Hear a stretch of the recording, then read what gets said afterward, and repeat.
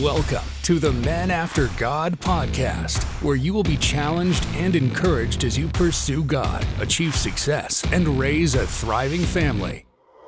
Join your host, Dustin, and his guests on a weekly journey to grow as husbands, fathers, and men after God. Here is your host, Dustin Alley.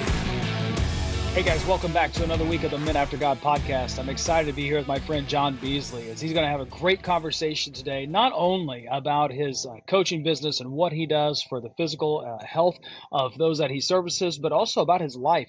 Over this last year or so, I think I've been able to watch his family transition into what he does now, and it's just been an amazing journey that God has provided for, and that I'm sure has had its ups and its downs. And I know I've prayed for him when I've seen him on social media, and I just can't wait for you to hear how God is using him and how he's transitioned from ministry into this coaching business that he's operating now. And so without further ado, let's jump into this. And Jon, hey, thanks for being with us, man. Why don't you tell us a little bit about your family? Well, first, Dustin, thank you for having me. It's a joy to be on. So, man, where to start? After my wife and I, is like, how far do you go back? I was born here. Yeah, right. After my wife and I got married, we were in itinerant evangelism, and we traveled for about 5 years. And I was preaching in churches. We were ministering to God's people. We absolutely loved it. It was fantastic. And during that time, though, as much as I loved evangelism and I loved speaking in churches, there was this angst that was growing. And this angst was really about, like, man, I love seeing people's life changed by the gospel, whether coming to faith in Christ or just growing in the gospel. I really longed to see people mature. I wanted to be there. I wanted to stay in that spot. And though, you know how it is, long distance, you kind of keep up with people, but after a while it kind of fades off because I'm meeting people every week and it's busy, so on and so forth. So I just began to think about it more and float the idea out to Bethany about maybe pastoring or something along those lines. And as I was traveling, I was reading a ton of different books, and I read a book by Tim Keller. I don't know if you know who that is. Probably do. Very much so. Yeah. I read a book called Center Church. And he's fleshing out his theology on not only church planting, but just like, hey, God's using cities and God's plan for cities. And he just kind of built a theology for cities. And if we're going to reach the nations, we can no longer afford to ignore the city. And it's easy to say, hey, let's go plant a church and let's plant outside the city. We got more land. It's just cheaper. It's probably easier to get moving. And I was like, wow, this is really compelling to me. So started just praying about it. And we had, through our evangelism, have gone into different cities. We actually passed through Seattle. And I was so intrigued by this city because if I had a gospel conversation with someone, it was really refreshing. And I'll tell you why. When I started to talk to them, they told me pretty much instantly that they did not believe in God. So it was just really clear. It wasn't hostile. They weren't mean. They're just like, oh, yeah, I'm non-religious. I do not believe in God. I grew up in the South. So the culture there is everyone is kind of Christianized. We all have this language, to say the right things. But whether or not someone truly is a follower of Jesus is another thing. And you almost have to kind of convince them that, hey, I don't think you understand the gospel truly, But in this Jon, case, you're speaking to something real quick I want to hit on, because I know we've got some listeners in the South. I don't want to say it this way because I was talking with a pastor just the other day, maybe in the last few weeks, but we were talking about those differences, right? And you're in Seattle, or you were in Seattle. I'm up in New England right now, and it's definitely a different culture than the South, and even more so even inside the Christian realm. Majority of people in New England identify with Catholicism or some sort of Protestant religion, but down South, everybody's a Christian. Everybody goes to church. Grandma and grandpa built the church with their bare hands, and this, that, and the other. And the pastor told me, he said, Dustin, your job up there is to get people saved. He said, before I can do that, I have to help them realize they're actually not saved. And that's just a whole different set of ministry. So I'm glad you're highlighting that just for our guys listening across the country, because please know, if you're ever traveling or if you're in those areas, like, that is the predominant way things are where you're at. So it does change how you have gospel conversations too. Another way that it helped me was we come up with answers or defenses for Christian faith. And if it's really pressed by someone who's a thinking person but is not a Christian, they really think deeply about these questions. Like they're not like just living this hedonistic lifestyle per se. They actually are like, hey, I want to understand life, meaning, purpose. How do you establish meaning? How do you establish justice? How do you establish true satisfaction that doesn't make you a narcissist? I mean, they're thinking pretty deeply about life. And matter of fact, I thought, my goodness, some of these non-Christians are thinking more deeply about life than me as a preacher of the gospel. And I was like, that's quite a shame. They would challenge my own assumptions.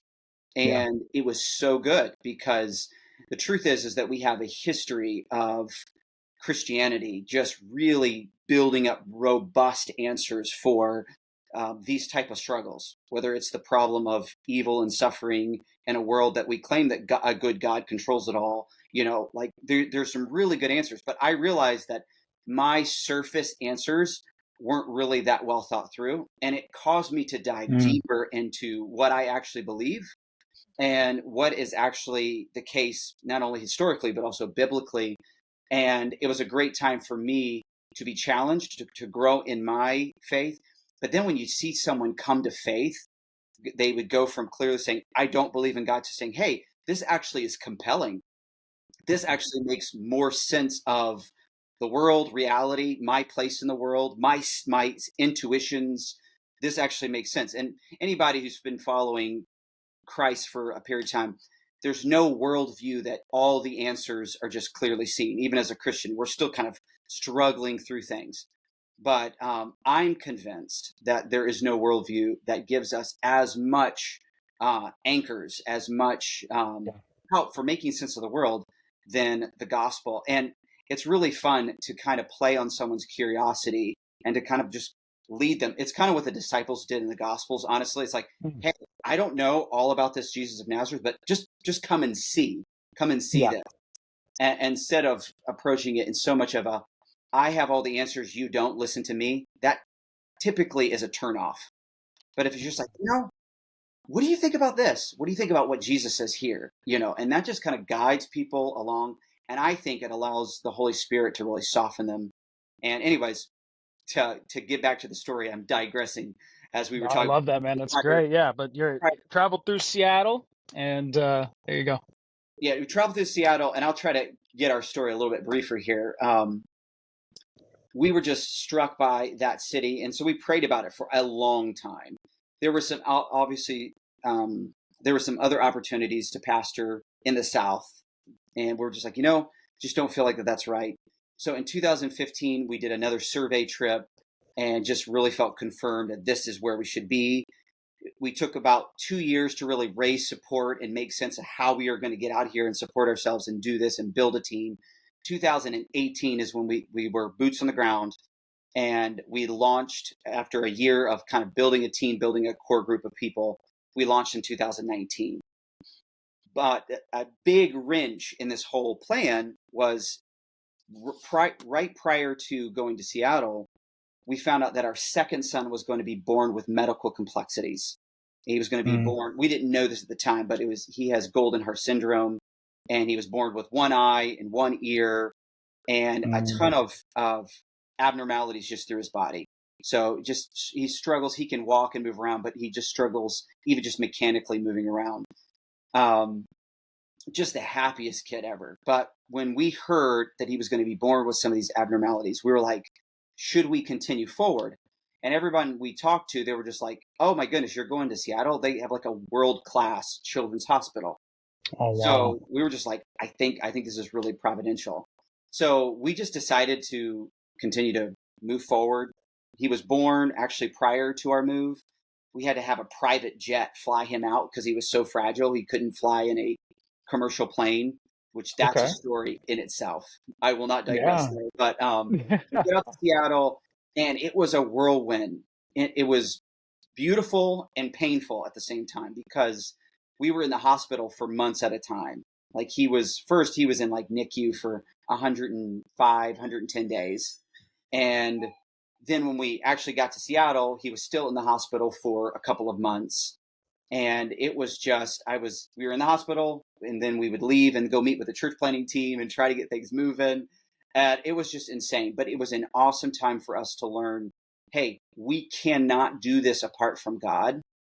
And so it allowed us to like lean in to our faith and lean into like, hey, the whole reason we're here is actually because we believe in Jesus. We believe that he's alive, he's on the throne. This pressure is really going to show us whether or not we truly believe that gospel or not. And I don't know, it was just a refining time for us. So long story short, to transition to where I'm at now, when COVID hit, that was another wrench. Not only did Seattle respond to the pandemic in a really, I guess, more extreme fashion than most, like gatherings. Right, yeah. But we had to make a decision because William has a lot of upper air issues. And if he got COVID, it could have killed him. So we were like, man, how do we navigate this? So talking to a lot of mentors and coaches and different people in my life, we decided that we needed to pivot from church planting. So this was after a year of holding on, 2021, we ended up stepping out of that church plant. And some of that church plant merged with another church plant, which was awesome. It was very hard for us, though. It was like the death of a dream. And up to that point, everything I knew was ministry. And so maybe someone listening in here, like you're in this transition and you're struggling. I remember thinking like, what do I do now? Because it's going to be hard for us to pastor. There's a lot of unknowns with William's health. We could be in the hospital. Who wants to take a pastor on and say, hey, by the way, I might be in the hospital for a couple months, you know? It's just a hard situation. So I had to pivot and say, you know what? The first thing that I need to do is take care of my family. I have a lot of unknowns, but I want to trust God and I want to take care of my family. So for a while there, I didn't know exactly. I did some dead end type jobs. And but I finally, after some encouragement from friends, they're like, hey, Jon, you've been like training people. You've been doing personal training for a while. Why don't you just make it a business? I always kind of did it on the side. So I just started to say, hey, let me formulate this. I launched a podcast, is the Mind and Body podcast, where I talked about strength training and diet and losing fat. And we actually oscillate between mental health and physical health. We're dealing with those issues. We did a series on anxiety. We did a series on mental toughness, but we also did series on right now we're in a series on building muscle, so hypertrophy. But I started the podcast and we started getting a lot of good feedback. And so I said, you know what, I think I could take on a few clients, and it just exploded. Before I knew it, I was filling out my calendar, and I absolutely love coaching.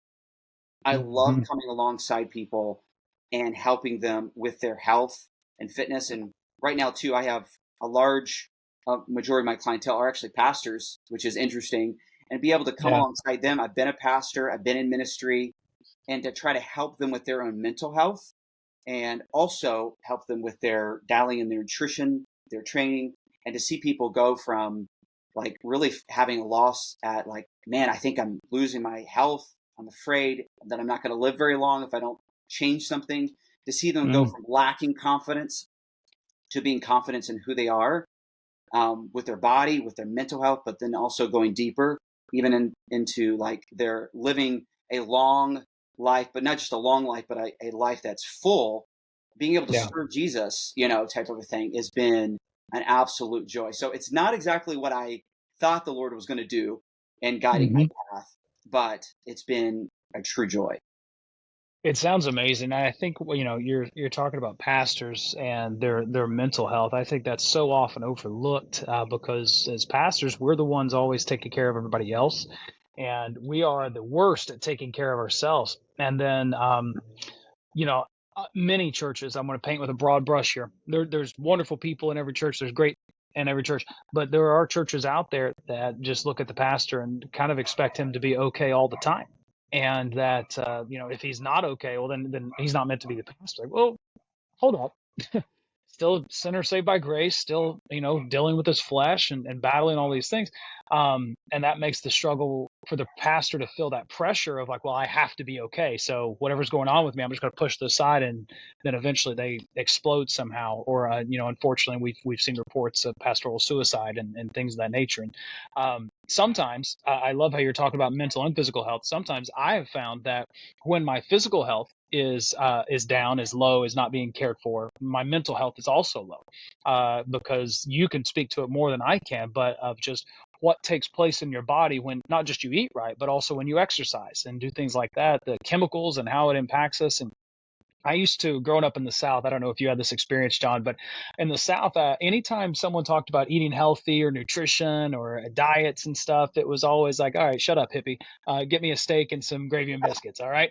Yes. But, there's so much truth that even, and I say even with, because in the South, it's not looked at this way, but especially from a biblical worldview of God made us, God made the food, and he knew what the chemicals and all the releases, like science is just discovering how God did things. That's all that is. It's nothing new.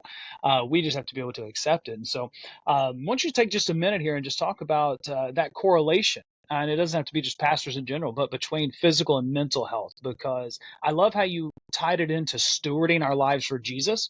Because if we're not taking care of ourselves physically, mentally, we're not going to be able to serve him long term well. And we all want to hear, well done, good and faithful servant. I think part of that is how we take care of ourselves holistically. And so why don't you talk about that for a minute? Well, there's certainly like this stigma between like I'm a pastor, so I'm supposed to be spiritually minded, and Mm-hmm. like mental health and physical health is kind of on the sidelines, and I think sometimes for good reasons. For the mental health, if you read a lot of the literature, particularly psychological literature, sometimes its roots are in like evolutionary biology. So people are like, "Ugh, I believe in creation." So their whole the whole everything that like supports the premise of how we do mental health is kind of, I guess the shade is cast on the whole system because it's like, oh, this is Yeah. based on evolutionary biology. But if you really look at the history of really science and psychology, it in a lot of ways, not just solely was it a Christian idea, but you can take the basis of a lot of what they teach in psychology and say, hey, you know what? Actually, we can base this better off of a creation foundation than we even just an evolutionary framework. But we're trying to say, hey, listen, we have been created a certain way by God, and there's a correlation between our physical state and our mental state. And this could be highlighted in so many ways that we couldn't dive into, but just like one, like the whole brain gut correlation. When you are Mm-hmm. very anxious and you're struggling with stress, normally people describe that as like, oh man, I just feel like my stomach is churning and turning over like butterflies in my stomach. That's not just in your head. There actually is, when you have anxiety, your brain sends signals to your gut, and it actually is creating a harsh environment in your gut, and you're going to feel it. You're going to feel a disruption in your gut. And if you eat good types of foods and it goes into your gut, it sends signals back to your brain. So if you have good gut health, it's going to correlate with good mental health. If you have good Yep. mental health, it's going to correlate with good gut health. Now, that's just one example. Right. When another example is when I go to the gym and I really contract my muscles, there's a ton of hormones that are firing at that point. Many of which, without going into too much scientific language, would be happy hormones. So when I when you go to the gym, not only do you feel a sense of accomplishment, like, yes, I worked out hard, I just killed it there, but actually there's something hormonally that's happening that's actually changing the way that you think. So there's this correlation. So oftentimes when I'm like discouraged or depressed or whatever, I'm like, I'll go, I'm going to go hit the gym. And now some people would say, oh, well, shouldn't you pray? Well, sure, you should pray. But did you know that God's made your body to work a certain way? Actually, wisdom would actually dictate that you would actually follow suit with, hey, this makes sense scientifically, when I go to work out, and it's actually going to change the way I think. It's going to reset things. Um, Yeah. when I sleep, there is something that happens to your physiology, but also your brain, your psychology is going to change. So I could keep going with many different Yeah. ideas. But man, No, when I you love that. Let me pause you real quick because you were talking about how wisdom dictates that you would go work out. Let's go back to that Christian worldview of physical and mental health. God made us to work. And now, I mean, that's not the whole thing, but we're made for work, right? Especially yes, after the fall, it's what He gave. And then even before the fall, Adam and Eve were to tend the garden. They were to work. They were to be moving about and doing things. We've become a very sedentary society, especially in America in the 21st century, and so that's not happening a lot. And as pastors, our job can be very sedentary if we're just studying, we're in meetings, and we're doing different things like that. So that getting up and moving, we mentioned earlier how sometimes it's not viewed as like a spiritual thing, but that's where I love how you said when we look at the science, they come to their conclusions from a evolutionary standpoint, but we can see it better through a creation standpoint. And we have to be able to take the meat and spit the bones out of their material, because praying is going to do something for you, absolutely. But it's kind of the same thing of, if I'm sitting in front of a Burger King or a free burger stand praying for God to give me food, that I'm not getting up to go get the burger, like there's a problem there. So I wanted to stop and highlight that for a minute, that the going to the gym, and it can be a spiritual practice in the sense, especially if you're going with that understanding of I'm going here because God made me this way. I'm stewarding my body this way. And this is where sometimes as pastors we'll have the conversation between not separating the sacred from the secular and seeing our life holistically being yeah, lived for Christ. And you mentioned sleep. Rest is one of the things we deprive ourselves of most. yeah, I mean, that's my struggle. Is I'd rather be working than not working because I find enjoyment and different things like that from being able to get things done. And but our bodies are made to rest. And in fact, Jesus said that Sabbath was made for man, not man for the Sabbath, and He is the Lord of the Sabbath. So I've started teaching guys, hey, listen, when you start to look at your rest as an act of worship, you'll be able to see that when you don't rest, you're depriving your God the worship He deserves. And again, it's all about stewarding our lives holistically for Christ. that's really interesting.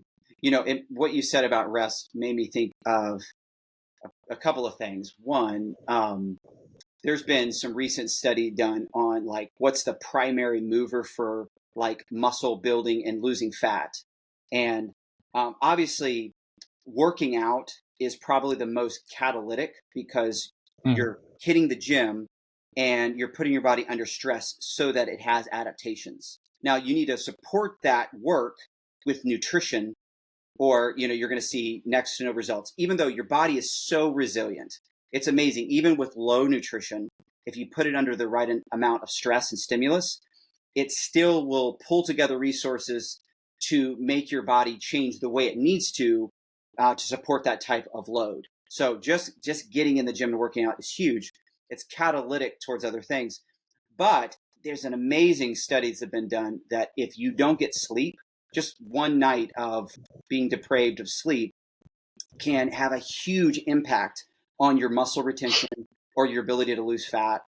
And so even in our circadian rhythm, just sleeping and activity, or you can put it in the category of work and sleeping. If you don't have a balance between those two, then it's going to affect your productivity and effectiveness in everything that you do. So you have to fundamentally get this work and rest dynamic down. And it's interesting that in Christian theology, we have this baked in. It's already baked into not only just not necessarily like in a circadian rhythm sense, but like 6 days working, a 7th day rest, the Sabbath idea. I'm curious, have you read the book by John Mark Comer, The Ruthless Elimination of Hurry? Yeah, I love and I hate that book. Because Yeah. I read that. So our podcast and the book that I wrote and it got published May 1st was it came about because of 6 months of me just saying yes to everything, and it led to a physical exhaustion. And in recovery from that, after praying with a spiritual mentor and really seeking some guidance, I found that book and I read it. And yeah, It that book, wrecked me, man. yeah, exactly. And it's what helped me form my theology, if you will, around rest that I just shared with you, of it being an act of worship. He really, I need to get a hold of him, see if I can get an interview, but that's a whole other thing. Yes, I've read the book. Yeah, he would be fantastic for an interview. Yeah, his book wrecked me in all the good ways because Yeah, I was in, and I hate to apply this because I know your audience is broader here than just like it's pastors okay. and church planning, but I'll just say, I wonder what it would be like if we approached church with that same mentality. It's easy to apply that to an individual, but one of the ways the church is counterculture, I think the most, is that we are unhurried. But one of the Mm, marks of a church today, in the Western evangelical church predominantly, is like, hey, come, get involved, build my platform. It just feels it's mm, so much hurry culture. Hurry, hurry, hurry, get involved, get in here. Let's build this thing. Let's go to the next level. Now, obviously, there's a healthy urgency that the church should have to get the yeah, gospel out and to love our neighbor. right. But John Mark Comer said this in his book, and I think he got it from Dallas Willard, but basically said that Jesus was busy, but he was never in a hurry. And Yeah, I just love that. And I'm just thinking like, and I'm trying to bring that into my coaching. Like I could be rushed as a coach, like, okay, you're my client, do these things, dial in nutrition. Okay, yeah, go. But I'm like, what would it be like for me as a coach to just sit with people and say, I care for you. I'm not just going to rush you. Now, obviously you have to be a good steward of your time. There's balance right, for right. sure. But thinking about pastors in churches saying, "Hey, let's try to develop a culture that when people come in, it's not rushed." Anyways, this is a huge Mm, digression. Back to no, just that's the all right. individual and health. I thought like learning these rhythms, like in other words, if you're going to learn to have good rest, you have got to learn the skill on how to say no to most things.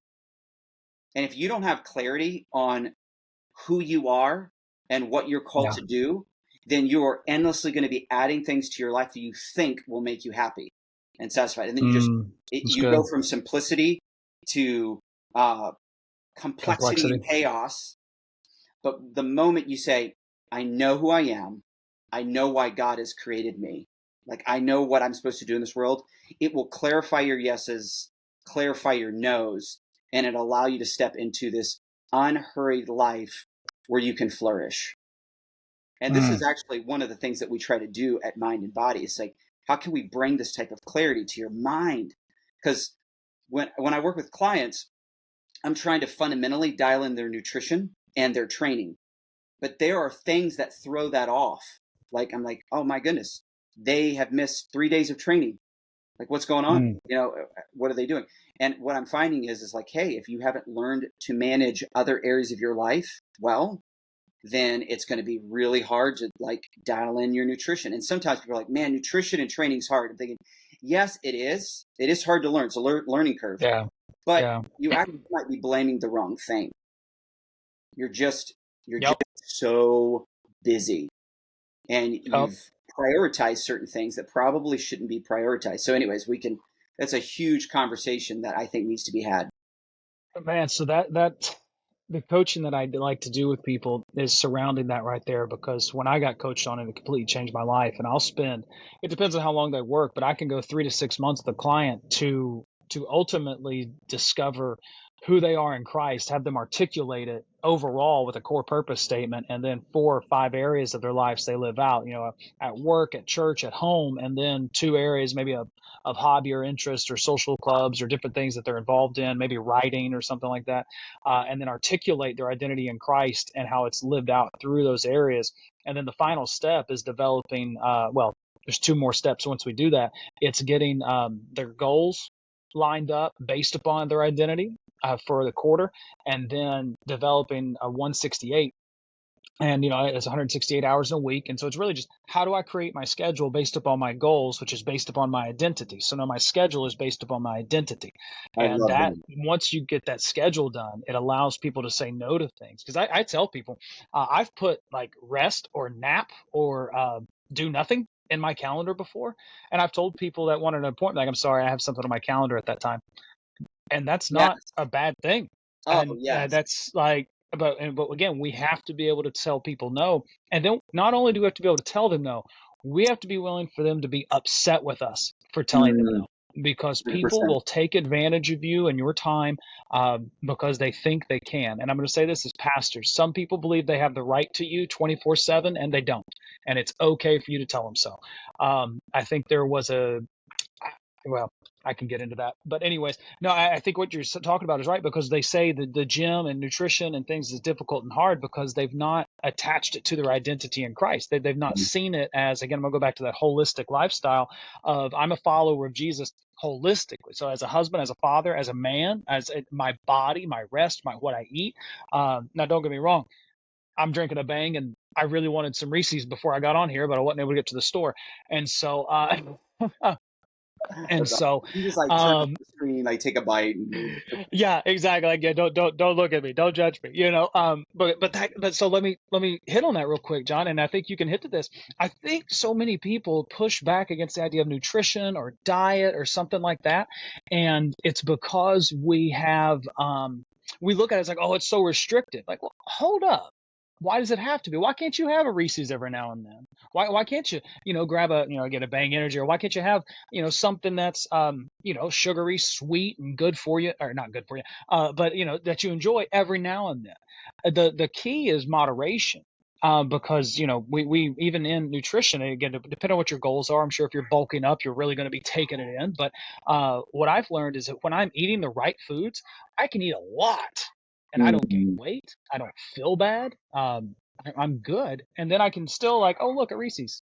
That's Yeah, my thing right there. yeah, And so anyways, going back to just the holistic idea of approaching it, whenever we see that as and again, taking care of our bodies, stewarding as an act of worship, it's easier to work that in. You yes. mentioned stress, anxiety, and things like that. So I'm the opposite, in that I know chemically, I understand going to the gym and what that would do for me.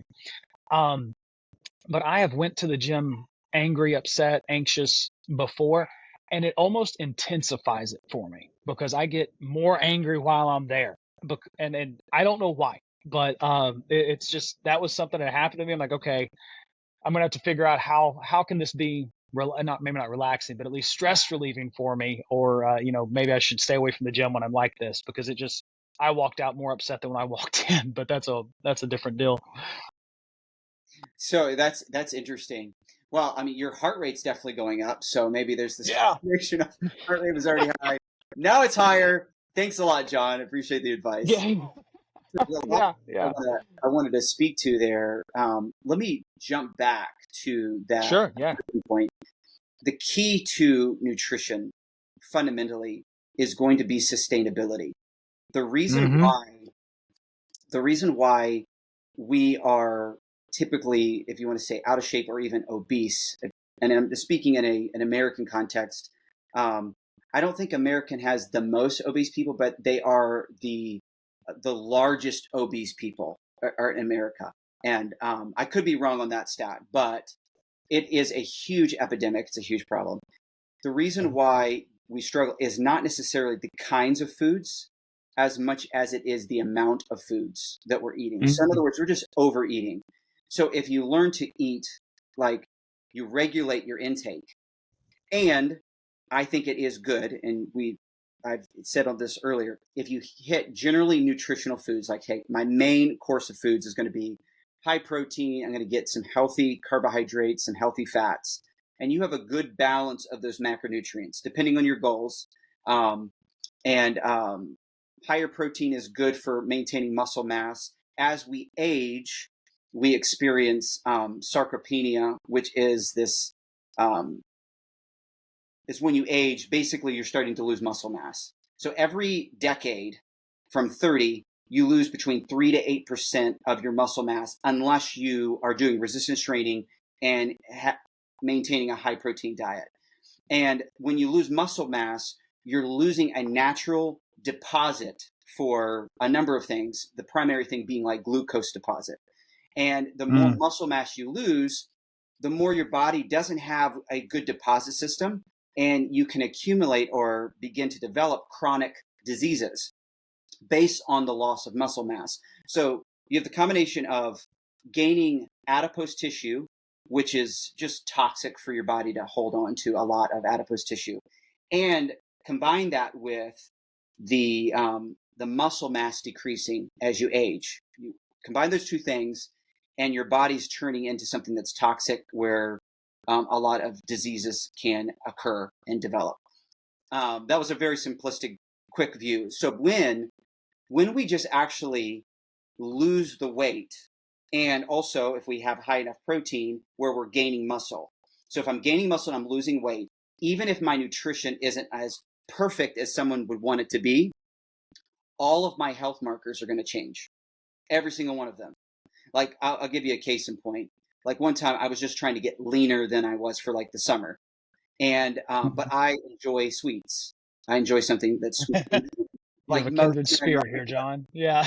Yeah. So, my wife would make chocolate chip cookies, and she would just make two. They were just reasonably sized cookies, two for each of us. She didn't make a whole tray because that's temptation, brother. But she would make two cookies. And so every single month while I was leaning up, I would have two cookies. So that's 60 cookies a month during that time. Now I know some people are like, that's it. But that was what I enjoyed. And I was losing fat. I was also gaining some muscle, and all of my health markers were improving, and I didn't cut out sweets altogether. And so this whole idea of you have to cut out sugar entirely, or you can't eat bread, or you can't do this or that, is kind of pseudoscience when it comes to health. Now, if you have certain responses, like when you eat something and your body has an inflammation response, by all means, there's some people that have to do what I would call a dietary restriction type of a diet. They have to cut out things like lactose intolerant or whatever. That totally makes sense. But some people who are just, they can have all of these things, but they think the only way that I can get in good shape is to cut these things out. And they do what's called like an extreme diet. Extreme caloric restriction, and also an extreme dietary restriction. And it's not sustainable. So now they're like driving down the street and they're smelling Wendy's and they're smelling all these other things, and it just drives them crazy. And they really fall off. And not only do they have like a cheat meal, they have a cheat dessert, and the next day is a cheat day. And they're like, oh, hey, I didn't have pizza either, so let me have pizza too. And before they know it, they're just like really overeating. And then they're hit with guilt and shame. So they do the really strict calories, really strict dietary restriction. And it's what the literature calls weight cycling. They just keep losing some weight, can't sustain it, eating a lot, gaining it back. And it's just not the way to go. So when you can be primarily eating good nutritional foods, but you're eating foods you enjoy. And this is what I do with my clients. I say, hey, tell me what foods you enjoy. And I actually track their food for a week before I give them any type of nutritional advice. I want to see what you eat. We're not changing a thing for the first week. I just want to see what you like to do. Even if it's Dunkin' Donuts, I want you to put it down and track it. Then what I do is to say, okay, here's where your macros are right now. So we're low on protein, so let's find ways to raise that. We're a little high on carbs, so we're going to just cut that just slightly.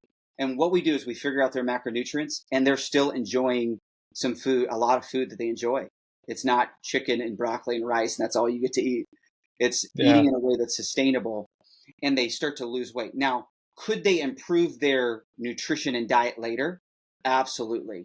And if you know me, you'll know that I really push people towards eating high nutritional foods like 90% of the time. But you got to enjoy life, and it's okay eating a Reese's cup. I wish you would have. Just for fun. But I know, right? Yeah. Well, I'm just going to tell you that I think that was included in the. Yeah. Could you do me a favor? Tell me about weight loss. Yeah. I think Reese's were included in. I don't know if I could exegete this, maybe eisegete it, but when Jesus said the abundant life, he meant eat Reese's, and so Oh, okay. I Wow. just want to be biblically as inaccurate as I can. So, Yeah. hey, John, you hit on something I want to hit on because it's very popular and I hear about it a lot, and I've got friends that do it, and if they're listening, I don't hate you, I don't think you're stupid, but I want to explore this with John. And that is, you mentioned those diets. So big diets that we're hearing about right now. You got the carnivore diet, you got keto diet. Atkins is out there, but at least Atkins has got some sweet bars, right? But the carnivore and keto, I think, are your two main extremes, right? Because one is 100% like carnivore protein, and then the other one, keto, is no carb. Um, the what was it? So you've got those two. Now I've got people that have been on those. They've lost weight. Vegan. The everything's from plants type Right. deal. I watched a documentary on Netflix about that, and we don't have to get into truth or not of all that. But um, I agree and believe that those are not. I couldn't sustain that. I'd go crazy. And I see my friends that do those. They'll tell me like, "Oh yeah, no, I'm not doing that right now, but I'll get back on it next week or something." And more power to you. It's between you and God. My question, what would you say is the value of incorporating one of those types of diets into your life for a period of time? And while you think about that, I want to give the foundation of my answer or of my question. And that is, I'm going to go to the Netflix documentary that talked about. It was a twin study where they had them eat an omnivore diet and a herbivore diet. Okay, and it showed in both of them there was a great increase in their health, but in the herbivore diet they did show a little bit more of like blood flow and of was better, and a few different things improved, markers that not this major significance, but it was higher. However, I know for me, I couldn't maintain like a herbivore diet. That's just I need a steak and I want a steak. So but I saw that and I talked to another guy about it, and he said maybe for a period of time. So I'd love to get your input on the value of utilizing a special diet like that I want to call kind of an extreme diet of cutting a part of the food group completely out, on the body and health and things of that nature. So, wow, where to start here? So I do think they can be beneficial, but there's two things. One, is it sustainable? If it's not, do you have Yeah. a plan that's going to be equally sustainable for maintaining the weight after you go after the diet? So do you have a plan, like basically the diet after the diet? But Yeah. I would Okay. also, when I'm coaching someone, and I've coached some people that have been on like a ketogenic diet or prefer that, and I'm fine with it, but we're going to do it the right way. There are right ways and wrong ways to do all of these diets. There's a right way, like for instance, like veganism. Like back in the day, you would probably not snack a whole lot, because there just wasn't a whole lot of snacks available, for certain, But now there are tons of like vegan snacks, no, that's like, hey, look, it doesn't have any GMOs. This is healthy. This is great. This is organic. But man, the caloric intake of these snacks can, man, go extremely high. And before you know it, somebody is whether it's vegan, whether it's a ketogenic diet, whether it's carnivore, and they're actually eating still way too many calories, and they're not losing the weight. So at the end of the day, if somebody wants to lose weight, it comes down to energy balance, or the calories in, calories out dynamic. And yes, some foods cause irritation or inflammation in the body for some people, which can disrupt like how their body actually burns up that energy. So in other words, their metabolic response can be impacted by a type of response that their body has to certain foods. So I do think for some people that a dietary restriction is going to help them optimize something that's sustainable. But I would say for most people, the reason why they jumped on a ketogenic diet or carnivore is that it's promising something that it actually doesn't have scientific data to really deliver upon. And I know that's going to be controversial for some, but that's okay. I would just encourage you to do that, and feel free to disagree with me. Yeah. But like for instance, if calories and protein are equal, there's been plenty of meta-analyses and data that suggest that if you did just a balance of macronutrients, having carbs, fats, and proteins, and if you did a ketogenic diet, which is high fats, moderate proteins, and really low carbs, if protein and calories are equal, there is no advantage on fat loss. But what is often communicated is, hey, if you do a ketogenic diet, you're going to burn way more fat than you would. Well, the truth is you do burn more dietary fat because you're eating more fat, but you're not going to actually burn more adipose tissue fat. And that's where the semantics gets thrown off in the marketing. So it's like, hey, if you do this, you're going to burn more fat. Well, yeah, because you're eating like mostly fat. Of course you're going to burn. I did, just for everyone who's listening, I did the ketogenic diet for a time, and I felt like I lost fat, and I think I could have probably done it sustainably, but my performance in the gym suffered because the body primarily runs its energy source from glucose or carbohydrates, and you can begin to burn your energy primarily from ketones, like when you're eating mostly fat, low carbs, but you have to stay there, because if you're in and out, carb day, then you're a week on keto, and then you're out, you're going to continue to go in and out of a keto flu. And you're like, what's wrong with me? Well, your body's kind of oscillating between carbohydrates as a means of fuel, back to fats, back to carbs, back to fats. When you're able to just say, hey, you know what? I enjoy healthy fats. I enjoy healthy carbs.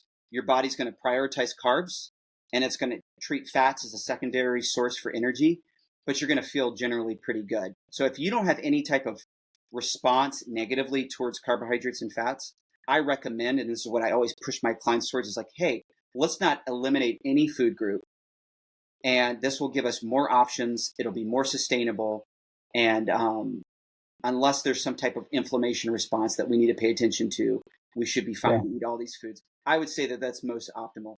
That was a long answer. So no, that was great. That was great. It was a long question, and I know there's a lot there, but I think that would be helpful to our guys listening, because those diets are always tossed about. And I mean, don't get me wrong. There's part of me as a man of like, a carnivore diet, steak all day, it feels so manly, doesn't it? It's just like it does. Eat a ton of steak. Me and T-Rex, we eat the same thing, and so that's awesome, man. Brother, I've loved this conversation. We're going to have to get another one going sometime, but let's do this. Close it out by just kind of like, if you had to give a guy at like 32 years old with a family and the hustle and bustle of life, best piece of advice you'd want to give him for his mind and body health, and then tell our guys how they can get in touch with you if they want to take part in your coaching or anything like that, and your podcast and everything. Yeah. So one of the best things that's helped me in my life is just kind of, and this is going to sound super simple probably, but it's just to look at everything I'm doing in the week, everything, and say, are these activities driven by what I actually value? And if it doesn't, eliminate it. This is going to make way for you to really be able to focus on mental and physical health. If you don't, you're just going to put fitness and nutrition in an already crowded out schedule, and it probably will fail. And you will keep looking at yourself as a failure when ultimately you're just too busy, too crowded out. And I would just eliminate everything that you can that doesn't align with what you value. And that might take some time if you're married, you and your wife sitting down and having good, long conversations. But figure that out. And man, once you start doing that, and you start, as something you said, Dustin, was really helpful, putting what you value on your calendar and saying, family time's there, that nap is there, my training is there, my calculating nutrition or my meal planning is there. And you hold to that. It's like, hey, I got something on the calendar, I'm busy during that time. Then you're going to be able to start to experience a true freedom in life. So that's what I would say. Tying it into your spiritual life, this is another reason why we just don't have time to spend with God. Because again, if we just back this up, why don't I read the scriptures? Why don't I spend time in prayer? Why don't I just spend time where I can get lost at a sunrise or sunset with worship music playing. There's many ways of just relating to God. It doesn't have to be just like, a strict Bible study, type of thing, but really just clearing out that schedule and saying what aligns with my values. Certainly, if you're a Christian man, you're saying, I want to follow Jesus. Well, what does that look like? Well, put that out and put it on the calendar, figure it out. Be driven by values rather than being just a victim of what everyone and everything is being thrown at you. That's what I would say. So good. I love that. That's awesome, man. All right. How can the guys get in touch with you, get a hold of your information, and hear your podcast and stuff? Yes. So you can look us up on websites, mindandbodystrength.com. Find us on Instagram, Facebook.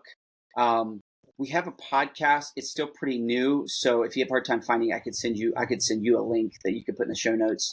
Yeah, we'll get it in the show notes too. And I'll give you my email as well. Somebody can just shoot me an email. But that's where you can find me. Yeah. I'm probably most active on Instagram and Facebook, so that Meta type of thing. So we are on TikTok, but I'm still kind of learning TikTok at this moment. Right? Yeah, absolutely, man. I hear you. No, I love it, Jon. Thank you so much for the interview today. All right, hey guys that are listening, today's conversation was wonderful on mind and body health and just about the connection between the two. You got so many practical tips on diet and we didn't, and your mental health. We didn't jump into exercise too much, but you can't see it on the screen, and obviously you guys are listening. But Jon is jacked. All right, like this dude, when you see him on Facebook, he's got arms. Those 24-inch pythons Hulk Hogan talked about. He's working his way to it, and so we didn't get into that physical aspect of it, and so we'll have to have him on, have another conversation sometime. But ultimately, guys, what I want you to take away from today is this: taking care of yourself allows you to take care of others. And if you're only trying to care for everyone around you, at some point your cup will be so depleted that you won't be any good to them. So stop just looking at everyone else and what they need. Get introspective and realize what you need so that you can be there for them when they need you. We didn't get a lot into Jon's personal life either, of his children and his family. He mentioned his son, and you know that in this journey he's had to be there for them. And if he wasn't taking care of himself the way that he is, I'm sure he could testify to it. It would have been much more difficult to take care of them the way they've needed him to as a husband and as a father. And so I hope you guys got great value from today. Jon, I know you brought it, man. I love it. Thank you so much. And everyone listening, I'll talk to you next week. Thank you for listening to the Men After God podcast. Make sure you subscribe so you don't miss any future episodes, and keep up with the show by following us at facebook.com/menaftergod. You can also reach out to Dustin personally at dustin@seekconsulting.us with any questions or for coaching on being a man after God. Until next time.